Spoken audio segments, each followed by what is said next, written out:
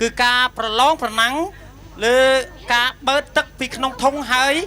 ផ្លុំដាក់មកក្នុងដបតាមទយោតាមខ្សែទយោដូច្នេះបងប្អូនត្រូវត្រៀមលក្ខណៈឯបងប្អូនសាលាដែលបានចូលរួមគឺមានដូចតទៅសាលាវឌ្ឍនវិទ្យាសាលាស្រះចកសូមលើកដៃផងសាលាស្រះចកនិងសាលាវឌ្ឍនាឡោមដូច្នេះលោកគ្រូដាក់3សាលាមុនគេនៅក្នុង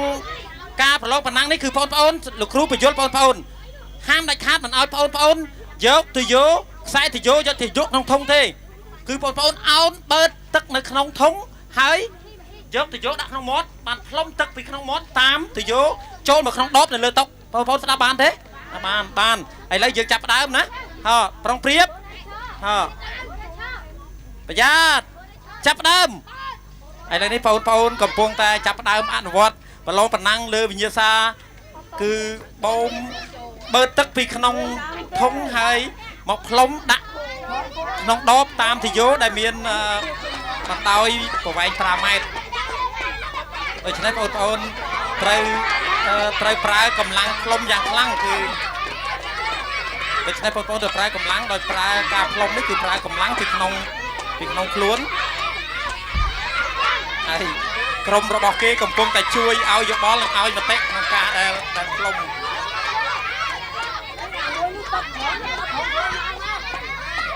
សាលាស្រះចកឥឡូវឃើញបានទឹកដូចជាច្រើនដែរហើយគឺកម្លាំងរបស់គេខ្លាំងទៅសំណាក់ដូចជាបានផ្លុំគឺបងប្អូនរីរងមធ្យោបាយយ៉ាងណាធ្វើយ៉ាងណាឲ្យបានទឹកចូលមកក្នុងដបឲ្យបានច្រើន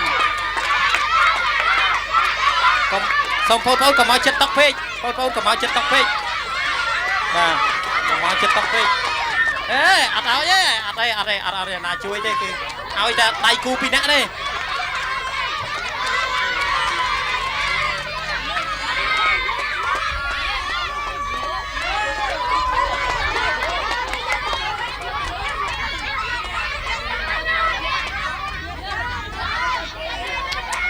សំថយទេ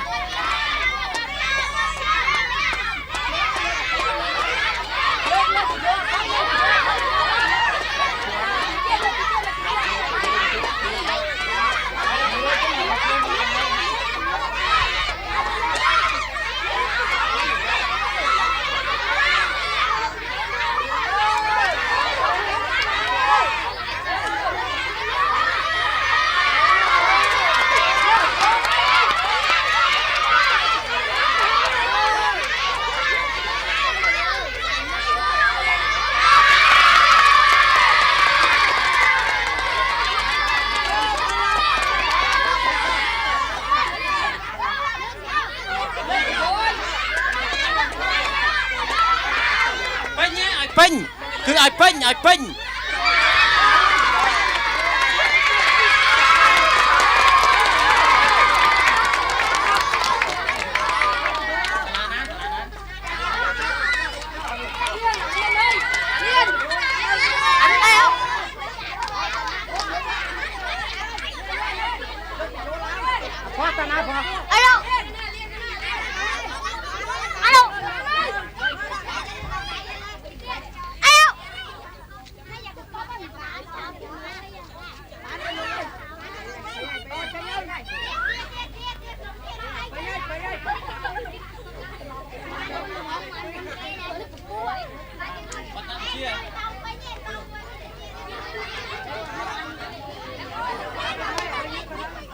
បានអរគុណបា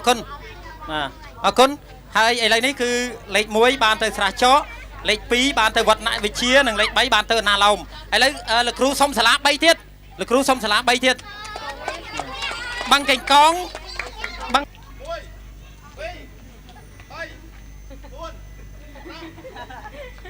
ឥឡូវនេះយើងចូលដល់វគ្គទី2លើវិញ្ញាសាទី5គឺការប្រឡងប្រណាំងបើកទឹកពីក្នុងធុងផ្លុំដាក់ដបតាមទយោឯសាលាដែលបានចូលរួមប្រឡងប្រណាំងនៅវគ្គទី2នេះគឺមានដូចតទៅសាលាបាំងកេងកងសូមបងប្អូនអបអរសាទរសាលាបាំងកេងកងសាលាបាំងត្របែកសាលាដូនពេញបាទហើយនេះគឺបងប្អូនស្ដាប់ឲ្យបានថា បងប្អូនមិនអាចយកទៅយកទៅសោកក្នុងធុងទេបងប្អូនត្រូវអោនទៅបឺតទឹកក្នុងធុងហើយផ្លុំតាមទៅយកដែលមានបណ្ដោយ5ម៉ែត្រចូលមកក្នុងដបលើទឹកលើតុដូច្នេះសូមបងប្អូនប្រយ័ត្នហើយត្រៀមលក្ខណៈប្រុងប្រៀបបងប្អូនប្រុងប្រៀបចាប់ដើមឥឡូវនេះគឺបងប្អូនបានចាប់ដើមអនុវត្តបឺតទឹកពីក្នុងធុងហើយផ្លុំមកដាក់ក្នុងដបតាមទយោដែលមានបណ្ដោយ5ម៉ែត្រ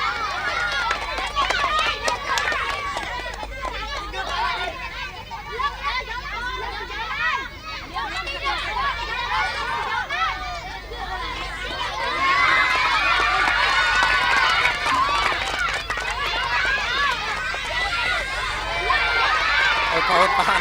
ខំផ្លុំធ្វើយ៉ាងណាបានឆាប់វិញ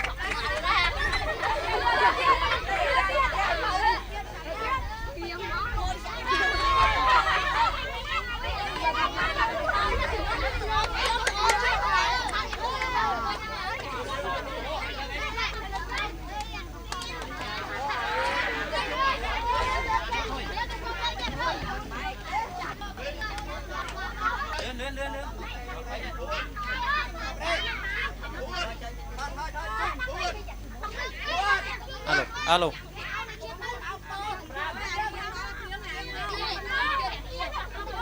ឡូវនេះយើងចូលដល់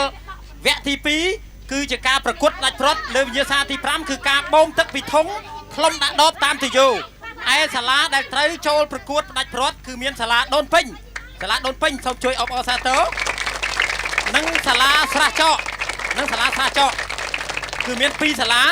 គឺសាលាទាំងពីរនេះគឺដណ្ដើមចំណាត់ថ្នាក់លេខ1និងលេខ2ព្រោះសាលាទាំងពីរនេះគឺប្រកួតកាលពីដំបូងគឺបានលេខ1ដូចគ្នាដូច្នេះសូមបងប្អូនត្រៀមលក្ខណៈដើម្បីចាប់ដើមសូមបងប្អូនត្រៀម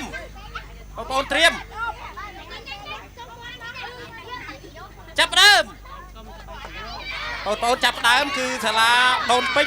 ហើយនិងសាលាស្រះចកកំពុងតែខំបូមទឹកដាក់ដើម្បីឲ្យបានពេញដប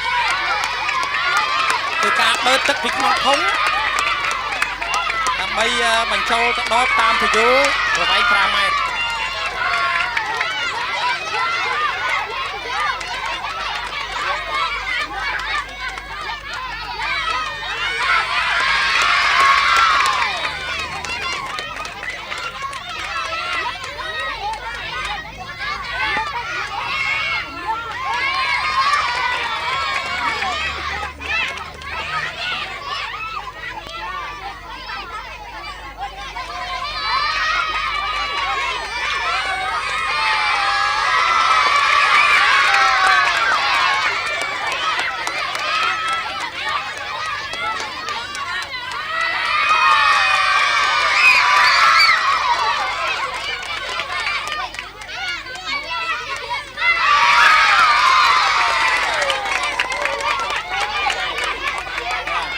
ឥឡូវសាលាដែលជាប់លេខ1សាលាដែលបានមុនគេបាទគឺសាលាដូនពេញអាចពេញដបមុនគេហើយសាលាបន្ទាប់គឺសាលាស្រះចកគឺចំណាត់ថ្នាក់លេខ1ក្នុងការបូមទឹកបញ្ចូលដបនេះគឺបានទៅសាលាដូនពេញឯលេខ2បានទៅសាលាស្រះចកសូមបងប្អូនចាំស្ដាប់ប្រកាសលទ្ធផលជាទូទៅ